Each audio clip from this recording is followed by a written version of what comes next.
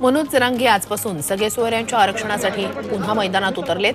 आज धाराशिवच्या भूममध्ये जरांगेंचा संवाद दौरा आहे। या दौऱ्यात जरांगे मराठा बांधवांच्या भेटीगाठी घेणार आहेत। सगळे सोयरे कायद्याची अंमलबजावणी करावी या मागणीवर जरांगे ठाम आहेत।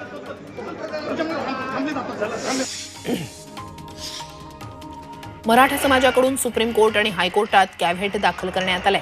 राज्य सरकारनं मराठा समाजाला दिलेल्या आरक्षणाला आव्हान देणारी याचिका कोर्टात दाखल झाली आहे। त्यावर कोणतीही सुनावणी किंवा निर्णय घेण्याआधी मनोज जरांगेंचं म्हणणं ऐकून घ्यावं यासाठी बीडच्या गंगाधर काळकुटे यांनी कॅव्हेट दाखल केलंय।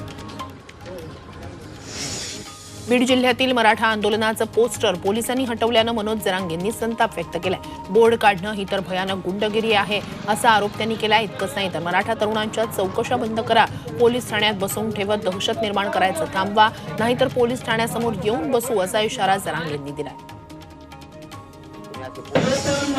अमृत नोनी आर्थो प्लस ये एक प्रूवन फॉर्मूला है। इसमें मौजूद नोनी फल के गुण और आयुर्वेदिक जड़ी बूटियां शरीर को जरूरी पोषक तत्व देने के साथ साथ हड्डियों और जोड़ों के घिसने, उनमें होने वाले सूजन और दर्द को रोकने में मदद करता है। दर्द मुक्त जीवन के लिए अमृत नोनी आर्थो प्लस। अहमदनगरमध्ये मराठा क्रांती मोर्चा आणि सकल मराठा समाजाची मनोज जरांगेंच्या समर्थनार्थ बैठक झाली आहे। सरकार वेगवेगळ्या माध्यमातून जरांगेंना अडचणीत आणण्याचा प्रयत्न करत आहे। यासाठी आपण जरांगेंच्या पाठीशी राहावं आणि मराठा समाजातून त्यांना पाठिंबा वाढवावा यासाठी ही बैठक घेतली गेली।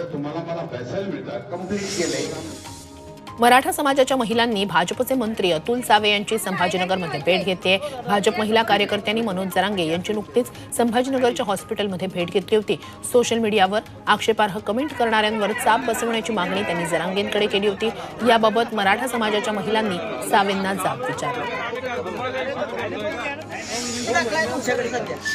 पंढरपूरमधील तुंगत गावात आमदार बबनराव शिंदेंचे पुत्र रणजित शिंदे यांना मराठा समाजानं विरोध केला। गावात राजकीय नेत्यांना गावबंदी असल्यामुळेच मराठा समाजानं त्यांना रोखलं।